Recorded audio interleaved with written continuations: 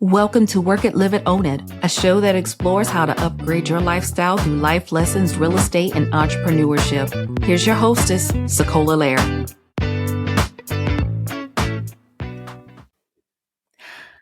Conflict is an inevitable part of life. So whether you're dealing with a disagreement at home, in your business, in the workplace, or even the occasional social media outburst, we've all been there. Christina Rivera is who I'm speaking with today. She is the author of My Crazy Roommate. Names have been changed to protect the deranged. Welcome, Christina. It's so wonderful to have you here. And thank you for being a part of the Work It, Live It, Own It community today. Oh, thank you so much, SaCola. I'm so grateful to be invited and to chat with you today about conflict. It's such an important part of life, and to work through it, it's inevitable. You're going to come across it one time or another. Right. Absolutely. We all have been there for sure in every part or every aspect of our life, whether it's professional or business or even now digital, as we can see in social media. And I really have enjoyed reading your book. I'm still going through reading My Crazy Roommates, and you've had quite a few adventures, I can tell you. But also, Yeah. it's wonderful because you've gleaned a lot of life lessons from this. And I don't know about you, but how many roommates did you have total? Because I probably would have just been done after the first couple. Yeah. Honestly, if I could go back, I probably would have just left New York if it was too expensive and lived on in the outskirts or something. But I kept trying to make it work, and it's kind of pricey to live in the city. So I would be without a roommate for a while. As you read my story, I'd be like, I'm going to be done with roommates. And then if you want to have a life and not just pay most of your income to your rent, you're like, screw it. This time it'll work. And, I took flying lessons at one point. That's kind of pricey. So I wanted to have money for that. And so I said, this is going to be great. I'm going to really screen them. And as you notice in each of my stories, they all start out just like a great date and a great new boyfriend. They're all great the first couple months, and then the corks come out. But what I found amazing about all of these wonderful individuals is that at the pinnacle of it, a lot of it was issues I needed to work on in myself. And if anything, they were a mirror to items or things in my life that I need to work on. Some of them we talked about before the interview, which is my boundaries and how to approach conflict, because I would often push against it, not want to deal with things. So just to make things nicey, I would put it under the rug and not deal with it until it turned into a big explosion.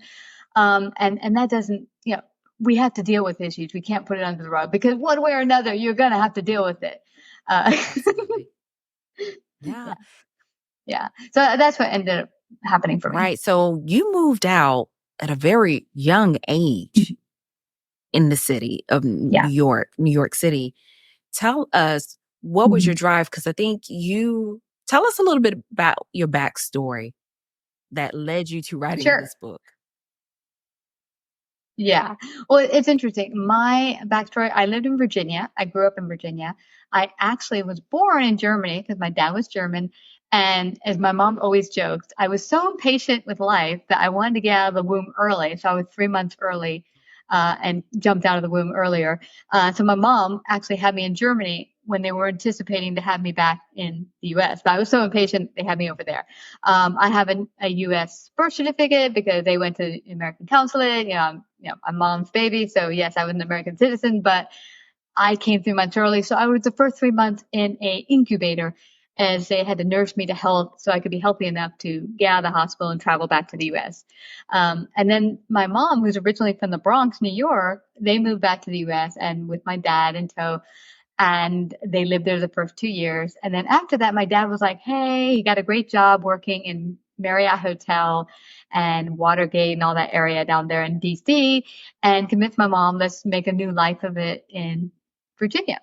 So that's where I spent all my formative years. But my dad had some issues. He was an alcoholic. He was abusive, just a mess of issues he needed to deal with, never really dealt with them. There's that conflict thing we talked about. So me growing up in that is probably why I wanted to avoid conflict, because, anything that would trigger my dad and set him off and get him angry, I just wanted to be no part of that. So let's keep things even keel and steady, as was my forte, or the thing I want to do. But then when we were a teenager and my mom finally divorced my dad, she moved back to where she knew, which is she moved back to New York City, which I was excited about but scared about, because coming from Virginia, we lived in the outskirts in the country.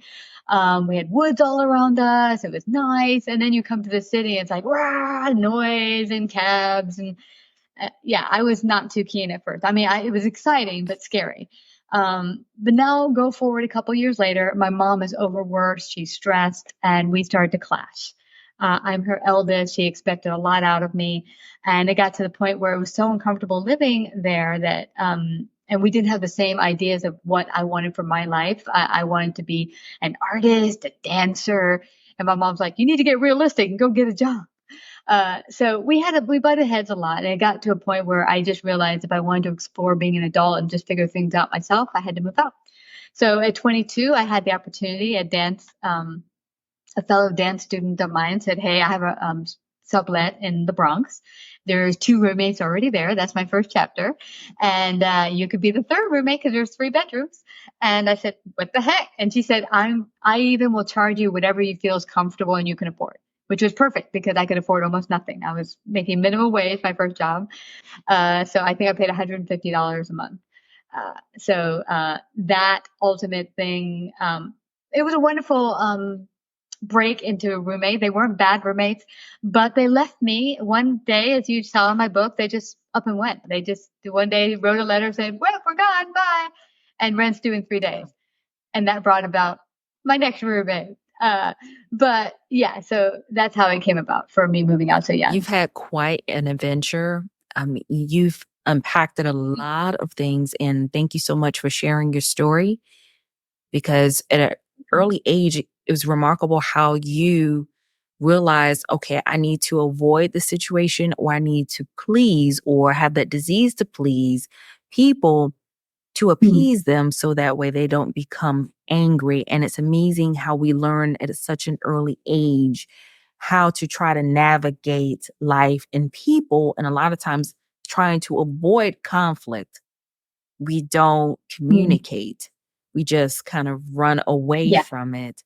And then the Mhm. situation with your mother, as you're getting older, you're clashing and you have differences of opinions, which prompted you on your Mhm. journey to write the book that you had and the experiences of your crazy roommates.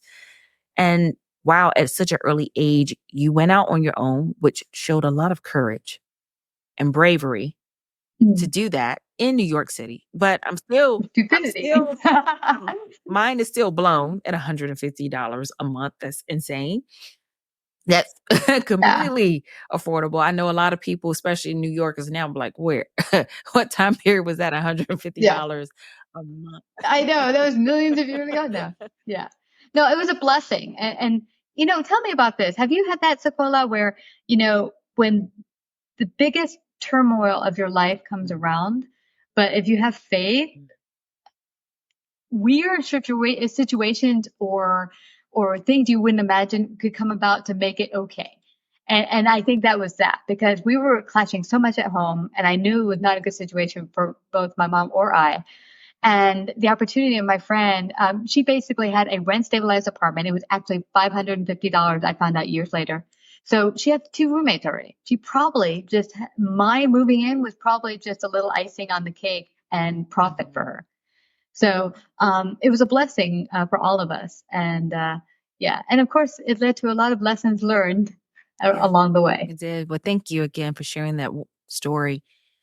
So to unpack this a little bit, there were a lot of key points and life lessons that you've learned that you shared in your book. What role does effective communication play in resolving conflicts that you can share as far as some communication tips for our listeners today? Absolutely. Communication is so important. I've gotten a lot better at it. And I think podcasting has even helped. I've done podcasting now for 11.5 years, and that's really helped with my communication. But early on, especially moving out with some of these situations, great group of people. But often, some of that stuff from childhood, like you said, the people pleasing or not wanting to have the conflict, those are great to work with when you're a child because you don't get to move out and just do your own thing. You're kind of stuck in this environment. You got to make it work. And sometimes we take what worked as a child and try to bring it into our adult life, and it doesn't work. And that happened for me in many situations, whether it be with friends, roommates, or even job situations. And I realized communication was paramount. Like, let's say the second story of my book, there was a roommate who had had some horrible situations happen to her. And I just kept letting her spill out all these horrible details, thinking, oh, I'll just help her talk it out. We'll just talk it out. But what ended up happening, and I don't know if you've had this experience, that sometimes when something horrible happens and you're like, oh, this happened. And you go into it and you keep retelling the story and you get more and more revved up and more revved up to the point where now it's like a big monster. And yeah, and it turned into a huge monster. And it got to the point where I couldn't help her. And part of what happened to me is I didn't know how to help her. So I kind of pulled way back instead of just saying the truth. Like, listen, I'm not in a position to help you. I can give you a crying shoulder, but I can't really fix your problems. You really need to go to a professional. And so, I mean, if I could go back, that's what I would tell my younger self, step back. You're making it worse for her. You're not helping her. Let her go to someone that could truly help her and not let her just kind of drum up all the horrible situations. Right, exactly. I think you touched on two valuable points there. Number one, when we find ourselves not able to easily handle conflict or navigate the conflict process, or if we're having the issue of one, perfectionism, two, people pleasing, and not knowing how to navigate Mm-hmm. in our adult lives because one, we weren't taught how to navigate conflicts or disagreements when we're kids. What are some signs? Because you mentioned this about your roommate I think it was in chapter 2. What are some signs that Mm-hmm. might be time to seek outside help, such as Mm-hmm. a mediator or a therapist to resolve Yeah. conflict? Yeah, I think the signs, if I were looking back as my older self, the sign was for one, she was getting too attached to me. When we were first moved in, it was happy go lucky and easy. We're cooking dinner, singing songs together, maybe on the weekend going out for coffee once in a while, but it was easy breezy kind of friendship. And then as some of her darkness came out as far as stuff that happened to her, really bad stuff, and she was sharing it with me, she became so wrapped up in the horrible events and she felt like I was her savior. Mm. And I was like, I can't save you, dude. I don't know how to help you. I have my own problems I don't know how to fix. So, but I didn't know how to tell her that. I didn't have the communication skills back then. And I just thought if I let her just keep talking it out, maybe she'll get over it and can go forward. But it wasn't happening. Actually, she became more, what's the word? Dependent? Clingy. Yeah. Yeah. Dependent, clingy. I mean, there's one part, I don't know if I put it in the book, but there's one part in our story together where she actually showed up in my job and I never told her where I Yes, worked. you She did. showed Yes. up with some You chicken put it soup. in. I did. Okay. Yeah. She showed up with chicken soup and she's like, hi, honey. I heard you weren't feeling well. I'm like, well, how did you find out where I work? She's like, this is a little scary. So it became like she was following me everywhere. Hence why I call her the single white female roommate, which is, a very interesting movie, but not one you want to be living in real life. But I would say a good advice is start to pay attention to, is this getting out of hand? Is a person becoming too clingy and seeing you as their fixer of their problems? At that point, step back and say, hey, listen, I'm not really in a position to help you like that. I can be a friend. I can, help refer you to other resources, maybe even drive you somewhere to a professional that can help you. But really, I just thought if I just kept standing there and listening to her, that it would get better. And it wasn't. And so my now person self would tell her, hey, you need to seek professional help and I'll do what I can to help you. bring you to those places or be there with you if you come home and you need to cry or something. But I need to step out as being your particular savior because I can't help you in that fashion. Right. No I one can. love how you said that And because I had to learn that personally.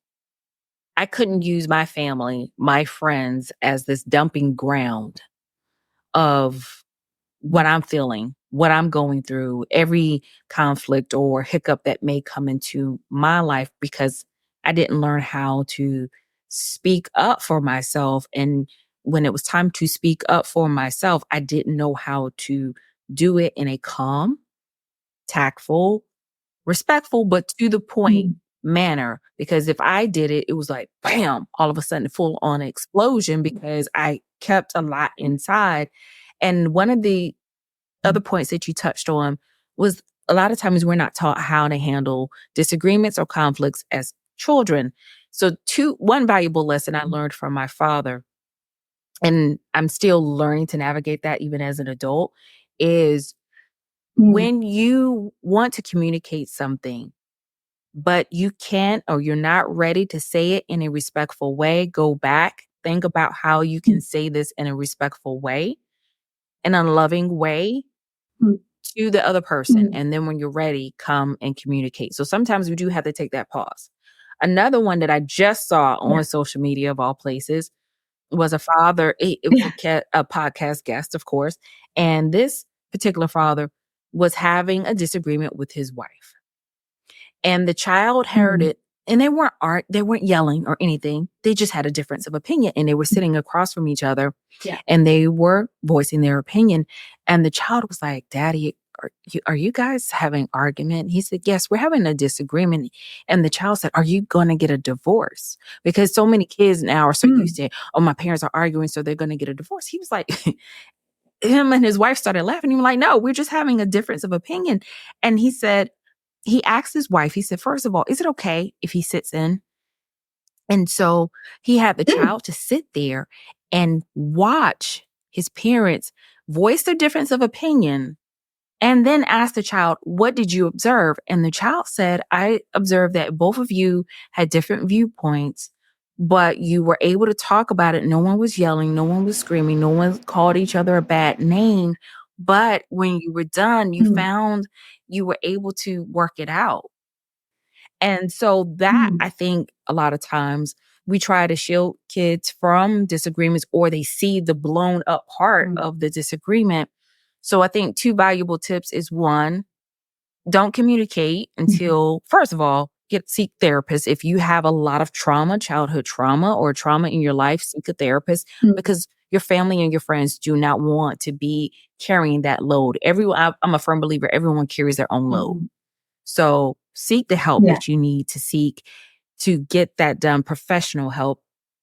Two, Mhm, when your children see you having a difference of opinion or teach your kids, which is something I didn't learn until I was later on a teenager from my dad, is wait, get your thoughts together. mm, And when you can communicate your thoughts, because you have opinion, you have a voice, but do it in a respectful way. And if you can't, then don't say anything until you're ready to say it. And so interior. there is a difference. Like for my brother early on, when he was my age as a teenager, Mm, he could communicate his opinion. He was very opinionated, but he would do it in a respectful way. Whereas me, I would hold everything in and then all of a sudden I was like, wow, full yeah. blown. So I love how you touched on those points, guys. And if you for our viewers and our Mm, listeners today, if you have any other suggestions as far as how to teach children these skills of conflict resolution that will help them in young adults, please put that in the comments below. We would love to hear from you or leave a voice memo on my Spotify or on my website, workitliveitownit.com. Now, the end of chapter 2, Christina, you mentioned a yeah. valuable point here, and it was a aha Mm, moment for you. You said that there are solutions for our problems if we think creatively outside the box. Seek to add yeah. value in different ways to get what we want. Wow. Yeah. So, are there healthy ways to prevent conflicts from escalating into destructive arguments or fights? What are your thoughts on that? Yeah, I totally think there is now. I mean, back then I couldn't see how you could possibly make some of these situations work. I mean, I had told you just before we got started with our interview that actually later down the road, as a 30-year-old or so in a career position, I was in this idea that I'm going to reach the pinnacle of VP someday and then I'll have it made. So I was working for a wonderful finance company and I got along very well with my coworkers, my manager. But new management came in above my manager and they said, we want to revamp the department and make things work better. And I thought, I have so many ideas. So I then got, thought I'll be proactive and I'll put together a big report and send it off to the new management team.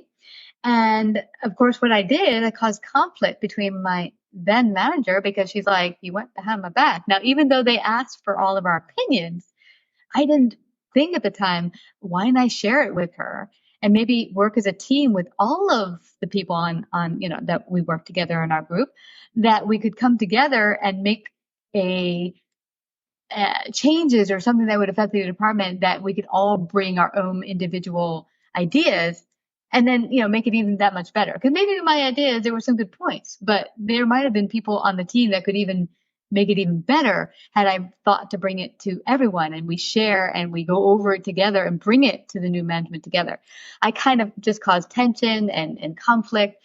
And of course, at the time, I saw myself as a victim of, why is she being such a jerk? They asked for our opinion, but without realizing that I was a big cause of that by not thinking to include everyone around me. So that was a big lesson at that time, to think creatively and to not think that all the creative solutions has to come from one party. I love that. I Yeah. love that. Yeah, because a lot of times we're so motivated, we're so gung ho, and you have all these ideas and Yeah. solutions.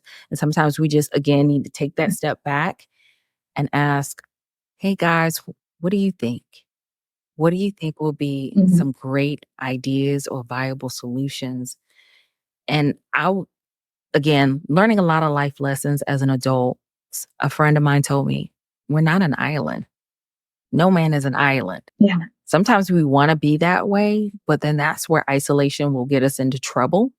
So getting that feedback Boring. Yeah.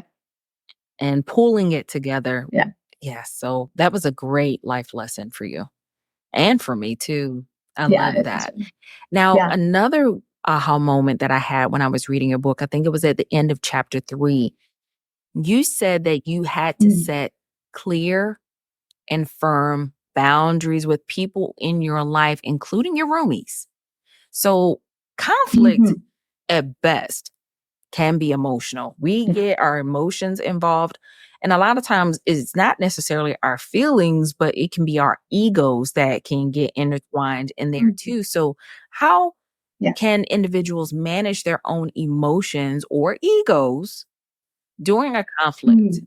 And why is this so important? Yeah, I mean, it's interesting because I think each person coming into a conflict will primarily see themselves as the right way to see things because no one thinks when they have an idea about something, my idea is wrong, your idea is right. We all come to the table thinking we're right, you're wrong. And sometimes with that mentality, you're not open to see all the different angles because sometimes there's more than one right.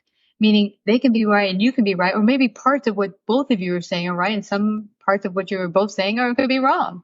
Uh, but it was interesting with the boundaries that you mentioned with that particular roommate.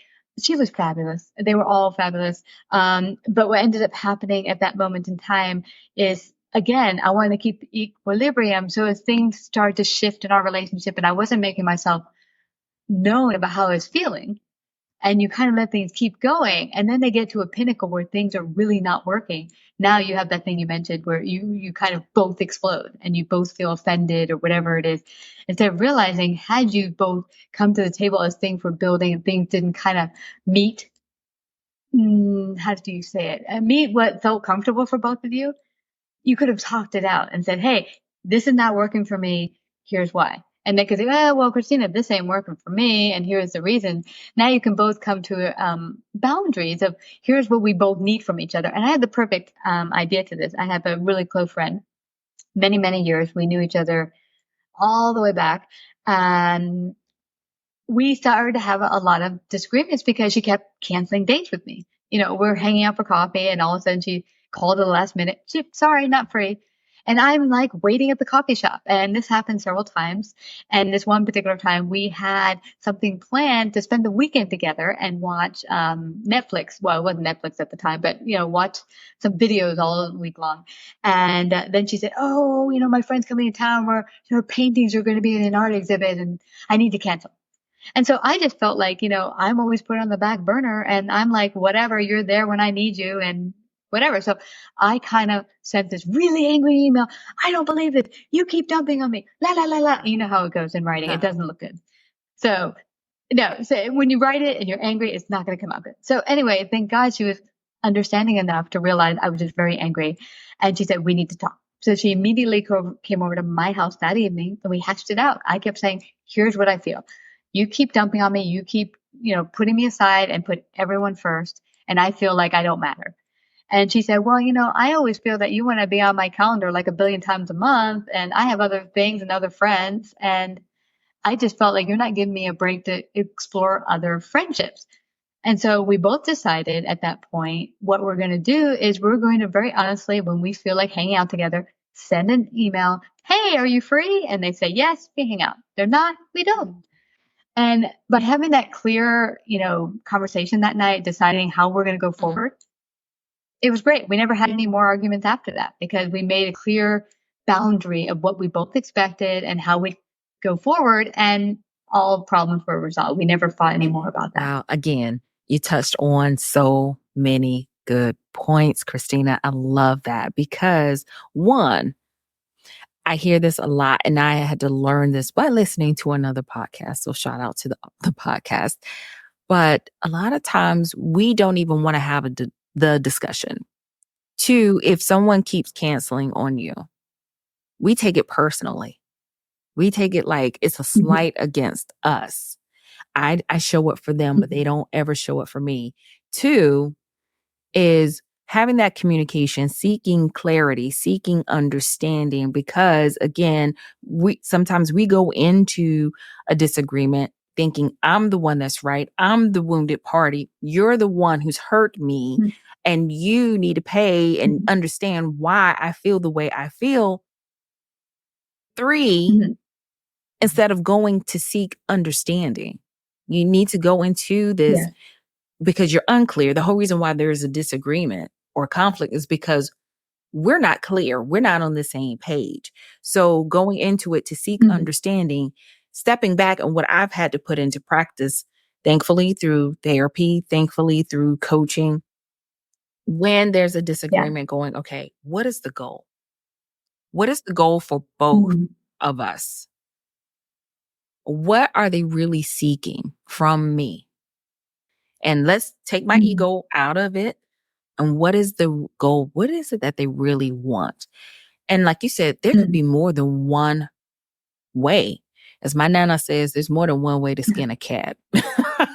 No animal cruelty, but that's just a term that older people used to use. And because I grew up with it, that's something I'm used to hearing. But there's more than one way to arrive at a destination. We could see that now with GPS, right?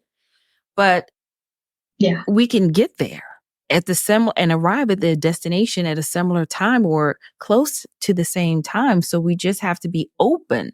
If we're going to talk about how we feel, and instead of saying, well, you always do this or you never do that, those are very definite terms. And they're also kind of offensive. Well, they are offensive because that person feels attacked. Well, here's a cool word I've heard this when I was taking psychology. Whenever someone uses always or never, you just know it's not true. It's absolutely an untrue statement because there can never be always. No one is 100% always this or never that. And so, but you say that from a hurt position, an ego position of, oh, you hurt me. And so you say you always do that when of course they don't always do that. And I think the most, biggest lesson that I took from all of my chapters and all these particular, relationships I had with the roomies is that a pinnacle part of the issues was stuff I need to work on myself. One of the biggest ones were boundaries and honesty about myself and where I stand and where I can grow. And I think I'm hoping people not only look at it like, how can I make better choices, having a roommate perhaps, but also what can I learn about myself and what can I make better about myself and learn about myself. Absolutely. You're right. Absolutely. Because a lot of times we hear that term, they triggered me. I was triggered. What I've learned is one, for me to take accountability on myself and identify what my triggers are. And when that trigger Mhm. does come up, because it will come up, because I don't wear a sign that says, hey, I get triggered by this. Mhm. Nobody's going to pay attention to that anyway. It's my feelings. But I've had to learn how to navigate when Mhm. that trigger comes up and realize, okay, that's a hook. Now I have a choice. And I mentioned this in another podcast. I have a choice. I can recognize that hook for what it is. I can be the smart fish and I can swim around that hook. Or I can bite that hook. And Mhm. when I bite that hook, guess what I'm doing? I'm tussling, I'm fighting for my life.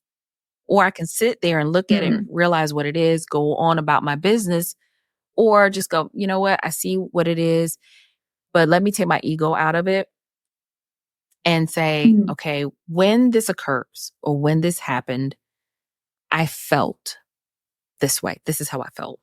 And a lot of times, Without saying, I felt that because you did it. I think the thing is, we often say, you made me feel this way, instead of, I feel like this, not triggering like it's about you. You did it. It's like, no, I feel like this. This is what I'm feeling. This is what I'm going through. But, it's the things we do, we don't think about. And that's such great communication to realize, take the you out of it and say, this is what yes, I'm take feeling. ownership. We got to Yeah. take ownership, people. And I think we've gotten so far away from taking ownership of our actions. We're teaching our future generations Mm, not to be accountable and take accountability mm, of our actions, our thinking, our feelings, because at the end of the day, they are ours. And if we're always putting the blame mm, on other people, we're never taking the time, one, to get to know ourselves, two, how to navigate and have healthy relationships and healthy communication, effective communication. So, one more question I have for you, Christina, and this one is kind of more in a mm, business aspect, because I do have other realtors who listen to this podcast, business owners who listen to this podcast.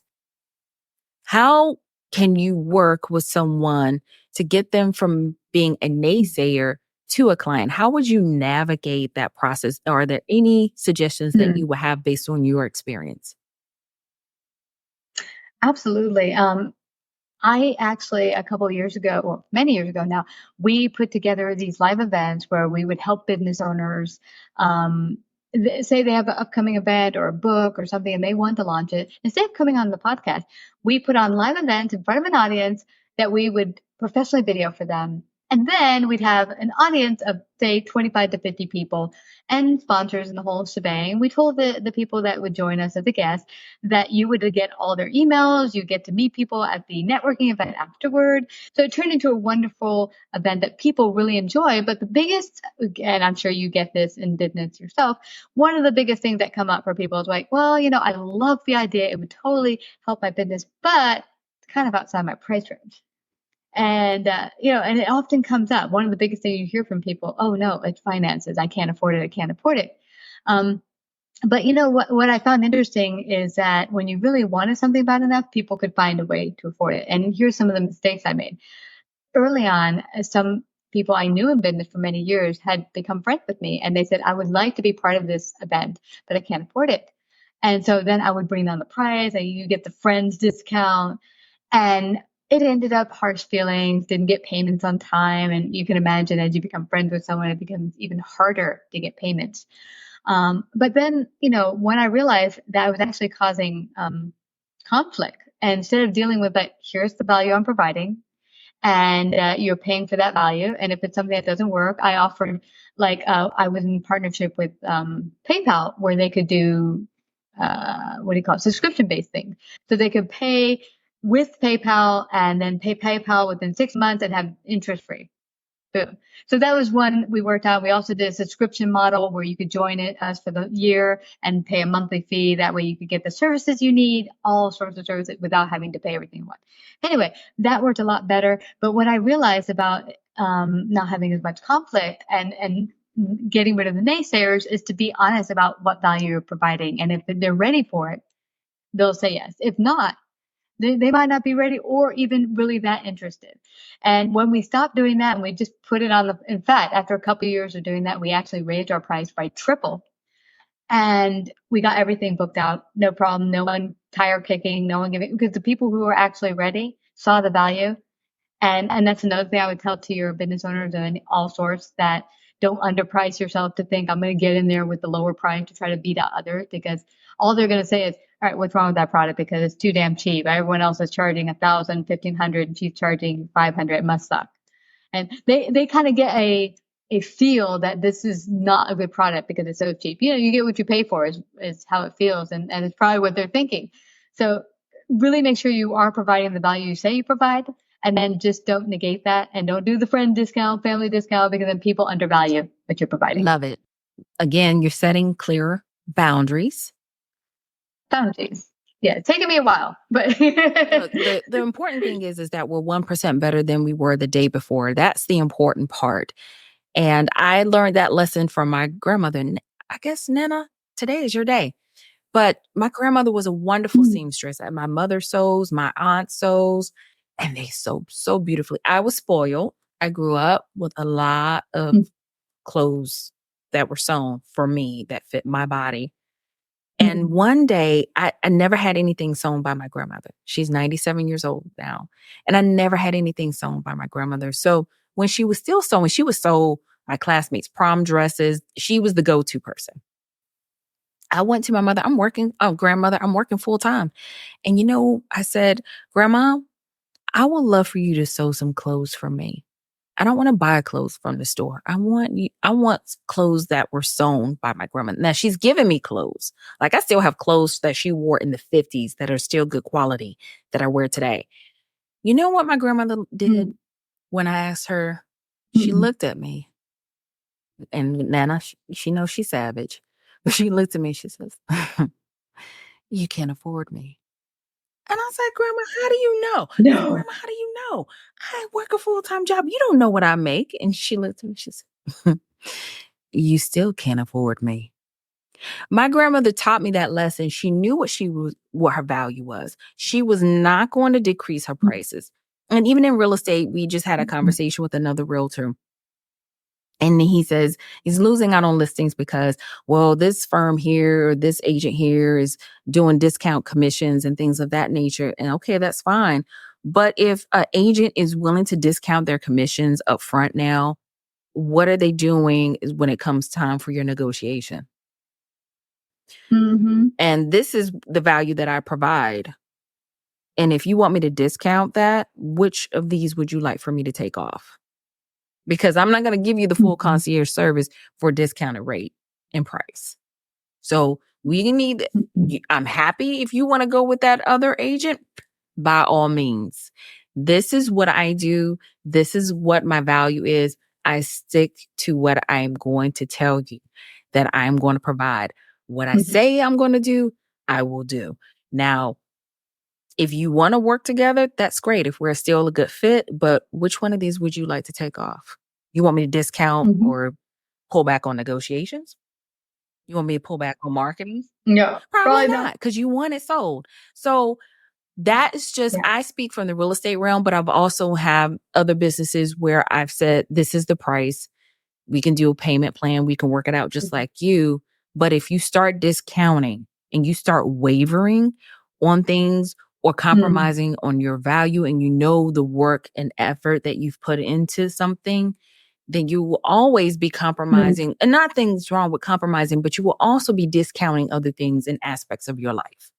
What are other things that you're discounting in your life? So that's just some food for thought. Yeah.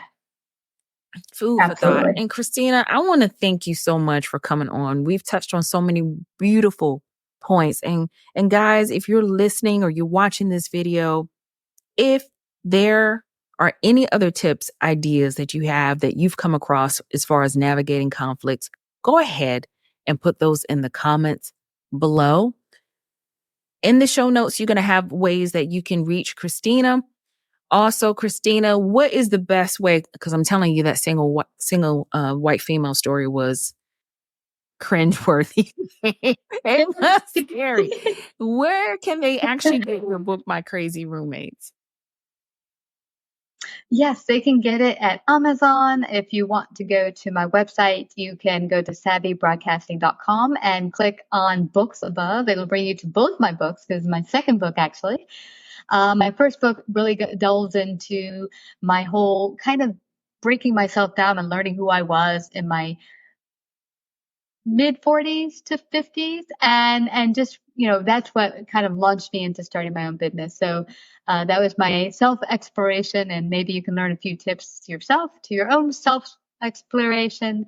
And then this one was just purely fun and comedy with my crazy roommates and some lessons And we're learned. going to have all of Christina's information down in the show notes as well in the description. So be sure to check that out. Make sure you follow her on her social media to keep track of things and other books that are coming out. Well, most importantly, guys, thank you so much for taking the time to listen to this episode. Don't forget to subscribe, rate, and even review the Work It, Live It, Own It podcast. Your feedback helps my audience to grow and to reach more people with the mission of fostering understanding, effective communication when it comes to conflict resolution that we were talking about in this episode. And if you have any additional questions, topics, or suggestions or stories to share, don't hesitate to reach out to me via social media, Work It, Live It, Own It, or on my website, workitliveitownit.com. Now, here's a rapid fire question for you, Christina, before we sign off. I know you've written 2 books. And you've done many things. You've even traveled to Puerto Rico. But if guys, you want to hear about the story of her going and living in Puerto Rico, you got to read her book, My Crazy Roommates. But if your life was a movie title, what would that movie title be? Let's see. My Crazy Life. You've certainly had some adventures, that's for sure. And thank you again, Christina, for joining. So until next time, remember that every conflict you face is an opportunity for growth and understanding and positive change. So keep navigating those conflicts with grace, compassion, and empathy. Until next time, guys, don't forget to work it, Thank you, live it, owning your SaCola. everyday life.